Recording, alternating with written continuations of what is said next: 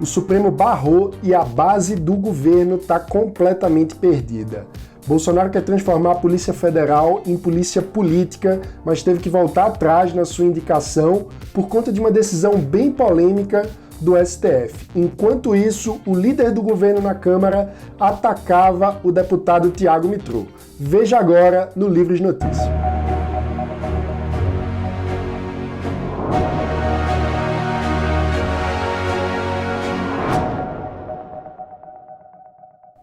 No programa de ontem, nós criticamos a indicação de Alexandre Ramagem para a direção-geral da Polícia Federal e também adiantamos que a qualquer momento a Justiça poderia eventualmente barrar aquela nomeação. Foi o que acabou acontecendo. A gente teve um dia de confusão institucional porque o ministro Alexandre de Moraes, do STF, decidiu impedir a nomeação da indicação de Bolsonaro. O governo ensaiou que ia recorrer ao plenário do STF, mas acabou voltando atrás, recuando e revogando a nomeação do Alexandre Ramagem. E qual que é o ponto central dessa confusão? Primeiro, o fato de que a principal qualificação de Ramagem, como a gente já explicou ontem, para assumir o posto, era a sua intimidade com a família Bolsonaro, o que já tornaria a nomeação muito criticável, como aliás nós criticamos aqui.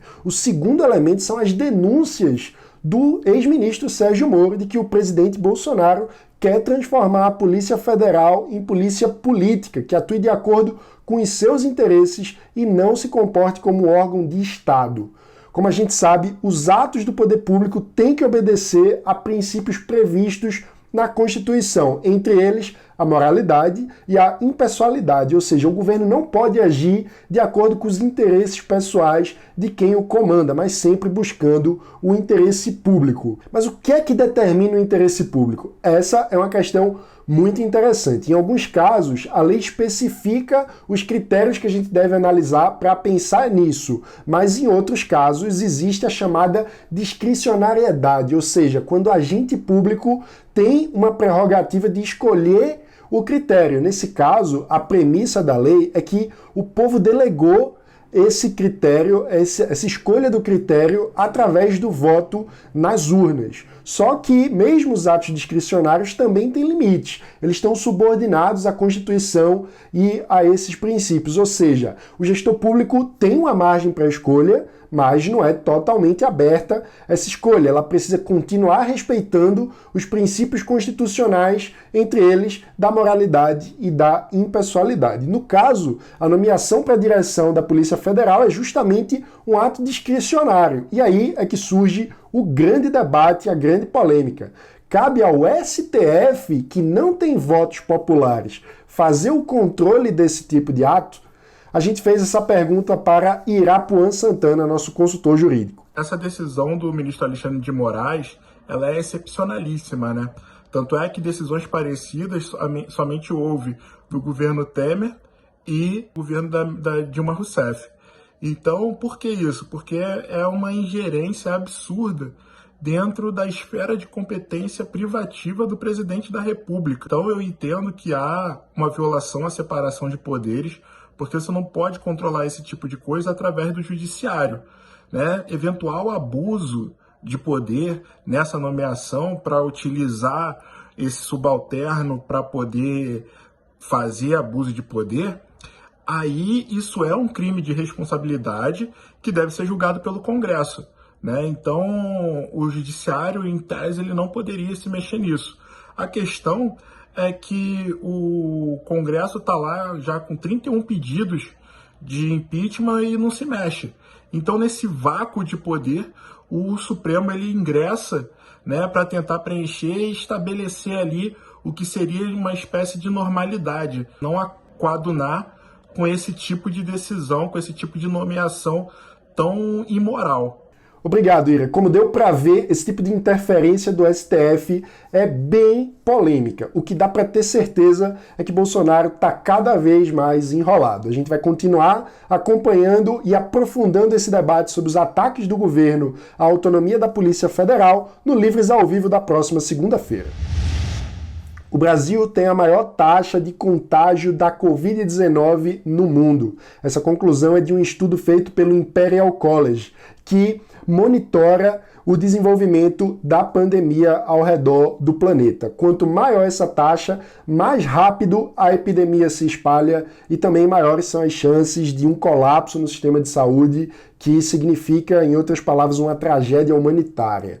Segundo o estudo, cada pessoa infectada no Brasil passa o vírus em média para mais 2,8 pessoas, ou seja, quase 3 pessoas. O estudo classifica a situação da pandemia em 4 grupos de países. A tendência incerta, quando não há dados conclusivos, é o caso da Argentina e do Chile. A transmissão estabilizada, quando a situação está relativamente controlada, é o caso de Alemanha, Portugal e Reino Unido. A transmissão em queda, quando o pico da epidemia já passou e a transmissão começa a acontecer numa velocidade menor, é o caso de Itália, Espanha e França. E o pior de todos esses grupos de classificação, que é a transmissão em alta, que é quando o vírus está se espalhando, é o caso de Rússia, Índia e do Brasil. Ou seja, o isolamento tão boicotado pelo presidente Jair Bolsonaro está abaixo do que a gente precisa para conter o avanço da epidemia no Brasil. Por isso, quem puder tem que ficar em casa.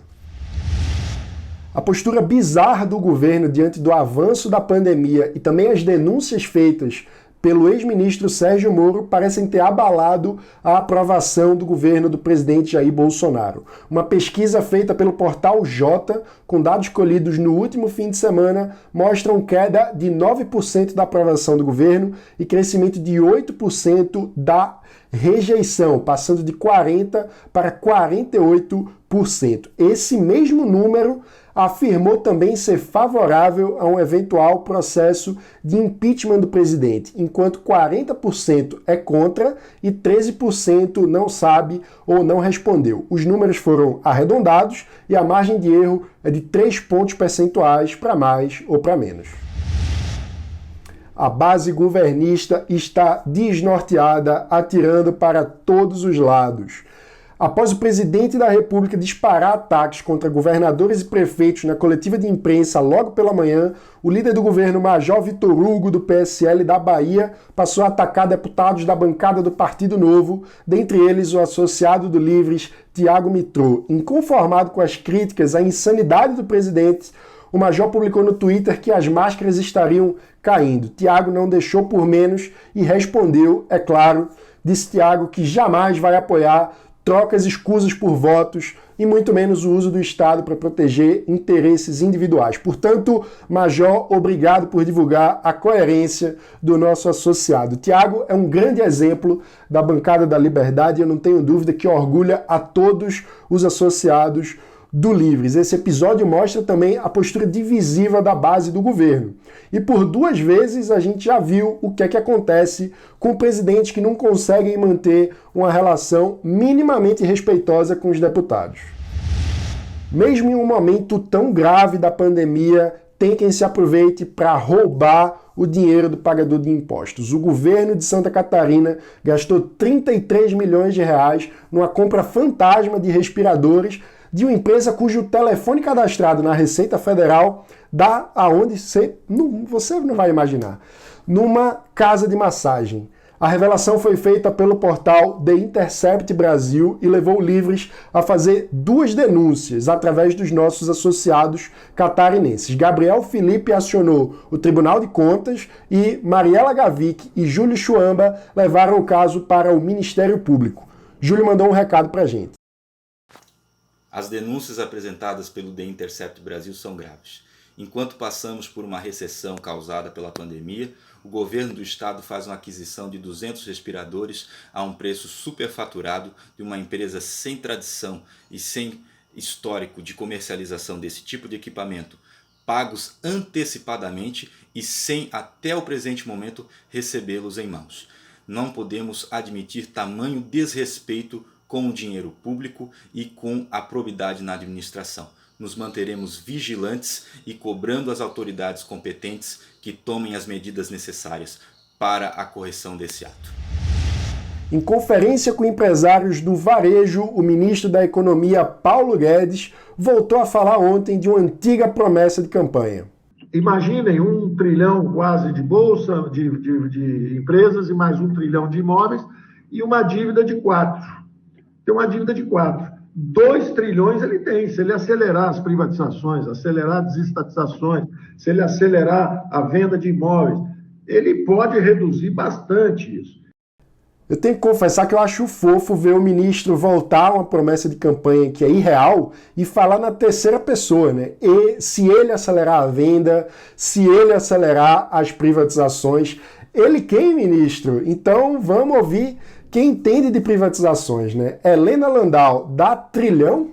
Falar de trilhão na venda das estatais realmente eu acho até ofensivo com a sociedade brasileira, porque já está mais provado que esse número não para de pé. Mesmo que se pegue o valor do pico das empresas estatais com cotação em bolsa, tem que se levar em consideração qual é a participação da União nelas. Ele fala como se a União tivesse 100% da Petrobras, da Banco Brasil, da Eletrobras, como se a União fosse dona 100% de todas essas empresas que ele imagina aí ter na cabeça listada. Não é verdade. A gente também sabe que o governo Bolsonaro jamais vai vender a Petrobras, Banco do Brasil, Caixa Econômica e sequer consegue avançar com o projeto de lei da Eletrobras. Por quê? Porque o Bolsonaro não gosta de privatização, nunca gostou. Além disso, as empresas de capital fechado, a gente tem que fazer uma avaliação dessas empresas. Não adianta pegar o valor que está lá patrimonial para chegar a trilhão. Então, assim, os números são completamente equivocados. Ou é má fé, ou é desconhecimento. Não é ou então é uma completa dissociação da realidade. Não é possível que depois de 1 ano e 4 meses o ministro Guedes já não tenha percebido que ninguém mais acredita nessa história de trilhão de privatização, que virou piada esse número, né? Vamos levar a sério, fazer um programa de privatização a sério, porque depois dessa pandemia, dos gastos do governo, do aumento de endividamento, as reformas vão ser necessárias e um tratamento correto sobre privatização, a inclusão das grandes empresas vai ter que ser absolutamente necessário. Eu diria até que quem deveria conduzir o programa de privatização é o secretário do Tesouro, porque ele sabe das necessidades e de que forma as vendas podem ajudar nessa questão do endividamento público. Vão parar de brincadeira, isso é um desrespeito com a sociedade brasileira.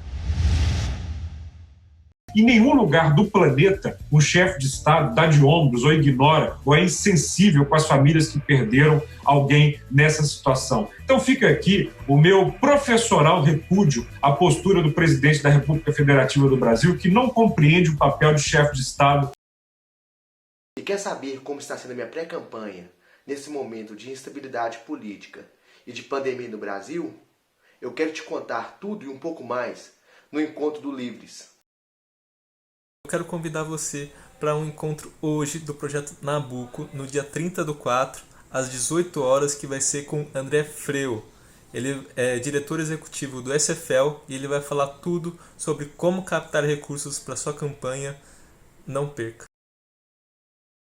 Em Belém, no Pará, a campanha Apoie uma Família, liderada pelo nosso associado Israel Ataíde, já arrecadou mais de 1 tonelada de alimentos em doações para as famílias carentes. Faça a sua parte e participe da campanha. Esse foi o Livre de Notícia de hoje e não se esqueça, deixe o seu like, se inscreva no canal e ative o sininho para não perder as notificações. De segunda a sexta-feira tem sempre conteúdo novo para você, com os principais destaques do dia para quem defende a liberdade por inteiro. Obrigado e até amanhã.